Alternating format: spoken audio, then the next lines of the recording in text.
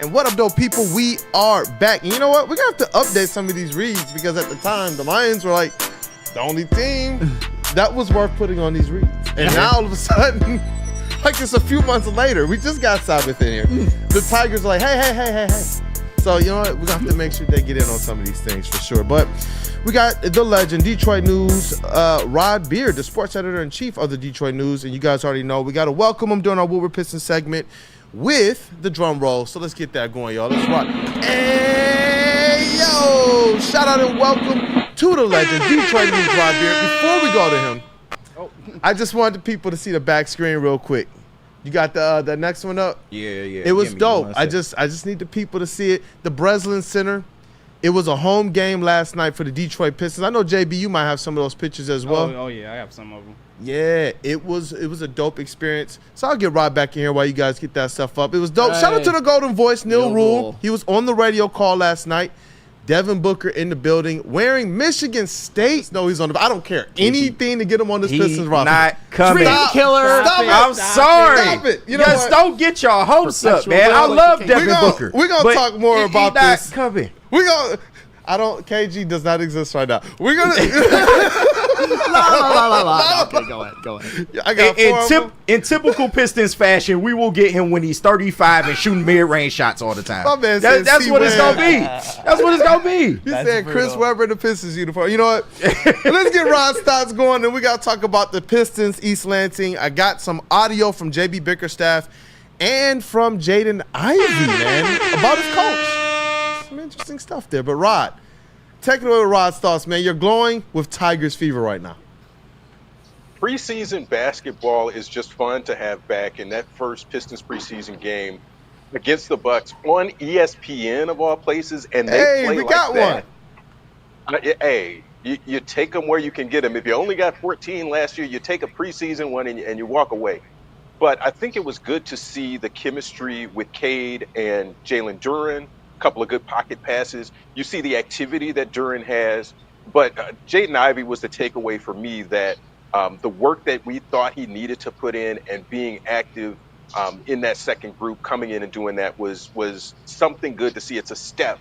And if that carries over into the regular season, this might be somewhere in the 20s. You can peak at 30 wins if you start seeing something like that. Yeah, and you know what? The room here is very, very optimistic about the Pistons. I believe I might have had the lowest total. I said 28 ceiling, but I could see them having a recipe to do 30. Got Flannel, I think you said, what, 35? My final prediction is 32 and 50. 32 I said 35. You said 35. JB Smooth, you were in the 32 range as well? I think 35, 38. Yeah, and you know what? You guys aren't as far off. 38. There's a lot of... All right, 38 is. Listen, 38. Rod, that's what I'm trying to tell you. Hopeful, Rod. Be hopeful for this team. Listen, but he's not alone. I've been talking to the fans. I've been talking to them.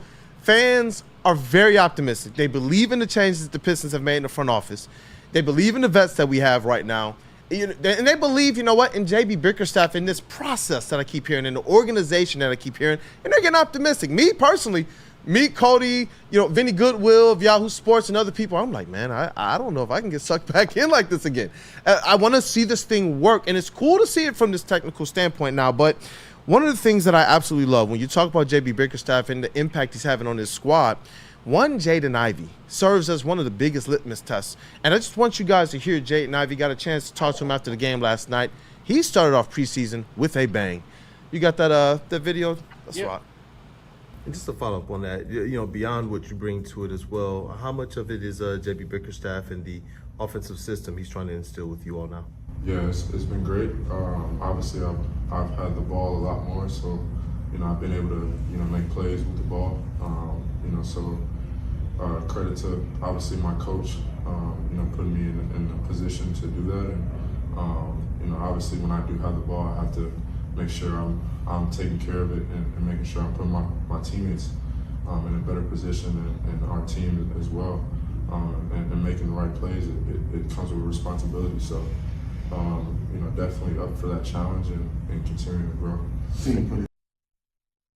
And what you hear him talking about with his coach, JB Bickerstaff, it's something that he's consistently stated from the beginning as well. He doesn't want to hold any of these players back, which is something that we thought was happening to Jaden Ivy last year. And we'll play JB Bickerstaff's audio right now, as well as it relates to the last couple games, about 98 points in the paint, a lot of cutting, a lot of passes. Is this what you envisioned when you said you don't want to hold these guys back? You want to play them to their fullest ability? Yeah, we want to be aggressive. We want to put pressure on defenses, whether they have to foul us. We're one-on-one. Guys have to really be challenged to stop us. And then how do we create those layups and paint touches? We don't want it to just be a one-on-one show. We want to create some movement. We really believe that our big guys can pass the basketball. So we want to put the ball in their hands and then let them make plays. And that's where you're seeing a lot of that cutting. But that's our goal, is to be really, really aggressive in the paint.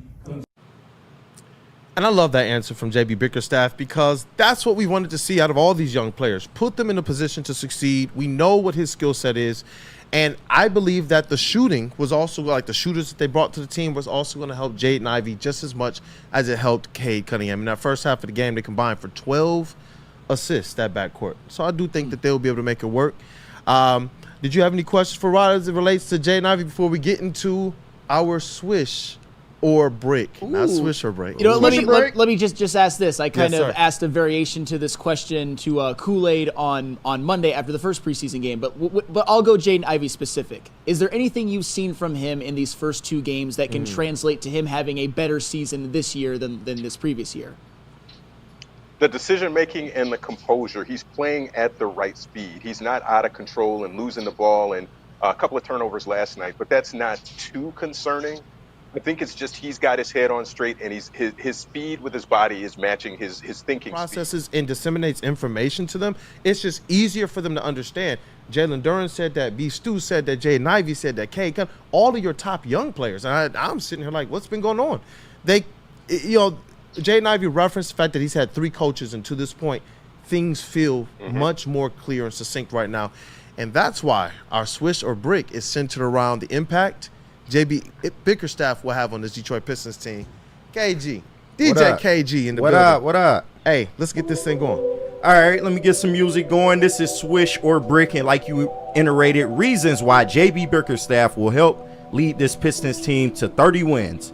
Coming in at 1, Bickerstaff will put Asar Thompson and Ron Holland in positions to succeed offensively. Ooh. You know what? And Rod, I'm gonna tell you this. Last night, I was sitting with Sean Murphy. Shout out Sean Murphy from Half Court, Mike Horan of Pistons PR, and some other people as well. And I talked about this with Cody Davis too. Ron Holland, we want to see him get that 3-point shot together. He was 0-3 last night. He had an air ball as well. But his ability to attack the lanes, the driving lanes, when that ball is rotating around, you got 3 things you can do: pass, shoot, or drive. He was able to get into the lane and put a lot of downhill pressure on the defense and get to the free throw line. While these guys are still trying to get their shots together, I do believe that what we're seeing out of Ron Holland right now, and what I know we're going to get out of Asar Thompson, is that these guys are going to have much more impactful and successful seasons than anybody thought. Let's go, Rod. I agree. I think that's I think just looking at Ron Holland on from the preseason so far, small sample size, obviously, but he looks composed the same sort of way, is that he knows where he's supposed to be on the court. He's using his strengths and relying on those. The 3-point shot is going to be the 3-point shot, and you don't want to see, like Asar last year, that it's in the teens of trying to figure that out. Right. But I think they would put him in positions where they could potentially win 30 games. And I think I've said previously that he's not going to play that huge a role because he's got to earn those minutes. And if he's playing a ton of minutes and something else is going wrong, he might work his way into playing some significant minutes and be a significant contributor on this team. Hey, I like that. And we're going to go around the room. Swish or brick? You guys think JB Bickerstaff figures out Asar Thompson and Ron Holland? You were saying offensively, right? Yep. Offensively. I will go swish, and the key word is efficiency. I don't expect Asar Thompson and Ron Holland to be 2 of the greatest contributors to the offense, but I expect Asar Thompson's 3-point percentage to go up and Ron Holland's overall offensive efficiency to be better than we think it might be, specifically from the 3-point line. JB Smooth. I got to go swish with this one as well, too. I definitely think JB Bickerstaff will have them in a position that he knows that they can they can succeed in. He's seen, obviously, from these past 2 games and practice as well, too, what that he has to work with. So I definitely think he'll put him in the right position to actually make this Pistons team a lot better. Yeah, I'm going to go Swish as well. I think Sam hit it on the head. It's all about efficiency. That's the key word there. And, JB Bickerstaff has a good track record with guards, and with Fred Vincent, helping on the shooting end, I could definitely see them contributing a little more offensively. Not any great scorers by any means, but they will be able to contribute enough to give this Pistons team a lift. Hey, let's rock. Let's get into question number 2. That is a Swish sweep. Yes. All right, coming in at 2. Bickerstaff will likely start Jaden Ivy most games, but will stagger Cade and Ivy's minutes together and give Ivy more opportunities to run the half-court offense. Yep, and with this is effectively, at the core of this, JB Bickerstaff unlocking Cade and Jaden. What I've seen so far from this backcourt duo, not just what JB Bickerstaff will do, but how this backcourt is playing off of each other. You saw it last night. Cade didn't necessarily have the best shooting night. He didn't have the best shooting night the other night either. But we're seeing this backcourt, this fire and ice that we kind of thought we could get when they first drafted Jaden. We see JB Bickerstaff already having success with this right now. Swish or brick? Mr. Rod Beard. I will say bank on that it may end up happening because if you can get this level of production from Jaden Ivy, then it can work. But I still like the idea of him coming off the bench with Ivy and getting one of those veterans in that starting lineup. It could happen. I just think it would be a bank, not a swish. That's right. After giving it some thought, I'm gonna go around the rim and out. Not a full brick, but I agree that I would prefer like a Malik Beasley for the majority of games and for Jaden Ivy to come off the bench. But I wouldn't hate it especially if there's injuries, if it's something JB Bickerstaff tinkers with and experiments with. JB Smooth. Oh, man. JB Bicker Smooth. I think this is a layup that, as Flannel said, just kind of rolls off the rim. Like, I want to see Ivy start, but then again, I do think coming off the bench would be a lot more efficiency for him. I know last night you didn't see Cade do a whole lot. He only had 3 points, but he was still making himself known out there on the court. Yeah, I'm back on the bandwagon of this Cade and Ivy backcourt can work. Now, we do need to see more consistency from Ivy in terms of, his offensive skills, especially if he's going to be running the offense and pushing the ball up. But if they stagger them correctly, then I do feel like you will get moments where Ivy will have to run the offense and he'll be your primary point guard, which he has proven that he can do. He just needs to tinker with some of the things offensively. But overall, it's a swish. I think they can make it work. Let's rock. And you know what? We'll let this next one be the last one, and it is a big one because every Detroit Pistons winner has this one thing associated with it: defense. Let's get that question up, brother. All right. KG with the alley-oop. Coming in at 3. JB Bickerstaff will get this Pistons team to a top 15 defense in the NBA. And for reference, StatMuse has their defensive rating from 2023 to be a 118.8, which ranked 26 in the league. Now, after the trade deadline, they actually were a top 20 team in the NBA in defense. After they got rid of their worst defenders, they made a jump. They got more versatile, and now you're adding in a guy like JB Bickerstaff who has more athletes on the team, more dogs on the squad. Ron Holland is wearing the other players' jerseys right now. And last night, there was a little scrum. There was a little scuffle. I don't know if people saw it or heard about it. Ron Holland would not let the player get in front of him. And then he poked the ball away and went all the way down the court. And the player still is trying to get around Ron Holland, and he's still playing defense. And the guy is just tackles Ron. And Ron pushes him down, gets up and looks at him and I was like, dog! Woo, woo, woo. Dog, man. And I'm just saying, and that's the root. You can see it, man, from everybody. You got Paul Reed out there, man. He was blocking some shots in that first game. Beef Stew off the bench. That's what we've been calling for a while, to just unleash the energy. I believe that JB Bickerstaff, known for defense, is going to have this team take that next step this season, man. Swish or brick? I'm going to go front rim, almost in. I don't think top 15, but they can be somewhere in that 15 to 20 range. They're going to be markedly improved on defense this year. Maybe not top 15, though. That's right. I'm gonna go Swish. I'm with Kool-Aid on this one. I'm with Kool-Aid on this one because I look at it. I look at Asar Thompson. I look at Ron Holland. I look at JB Bickerstaff as a head coach. I look at Paul Reed. I look at Isaiah Stewart. I look at a Jalen Duren who's got all the athleticism and ability in the world and needs some coaching. I look at Jaden Ivy, kind of the same thing. I look for him to improve. I look at Cade Cunningham with the length and all of that. With everybody that I mentioned, with JB Bickerstaff, it has to happen. When I'm looking at the sum of the parts, it has to be a top 15 defense. JB Bickersmooth. This is a brick. Come on, you guys. Come on now. Come on now. Look, I know I'm optimistic about them winning like 35, 38 games, but like you want this defense to jump up and just be top 15? No. I got to agree with Rod. You'll end up in that 15 to 20 range, but it'll still be an improvement. It just needs to slowly but surely get better. But 15, top 15? Come on now. Yeah, I do think it's a bit of a stretch. I'm with JB on this one. I think they'll be just outside of the top 15.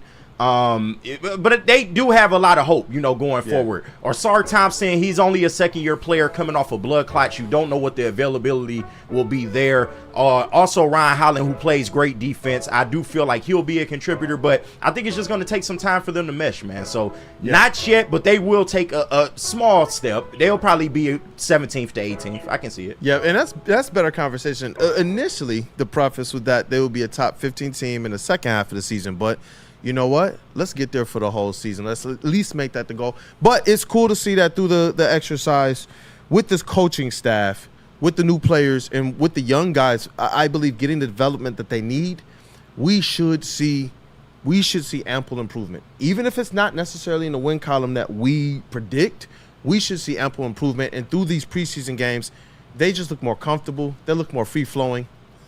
I was talking to somebody at the Pistons practice shoot-around yesterday, right? And I got some video just for practice. And it was interesting because he said, the vibes are just kind of a little bit different this year. And we even playing music. And I laughed at it. I just kind of brushed it off, posted the video. First comment, I don't think I remember one clip last year where they played music. It was like they were practicing in jail. I was like, come on. Come on. Ew. Monty had that locked down over there, man. Damn, Monty. But the Pistons, man, people are liking the fight that they're playing with right now. We hope it continues. But Rod Beard, any last thoughts on these Detroit Pistons, man? Playing basketball in jail, man. We got bookend comments. We got bookend comments for these segments. We got Flannel Sam's ultimate no-hitter with nobody getting anything, and then we got the Pistons playing in jail. That's the way we're going to finish today. Let's rock. That's awesome. I love that Flannel. Swisher Sweet. Hey, bro. Come rock with Woodward, bro. Oh, goodness. Oh, my God. Now more than ever, it is critical for you to have your insurance reviewed. Swisher, golly. You're right. Hey, look at you. Look at you. Swiss Insurance, not Swisher Insurance.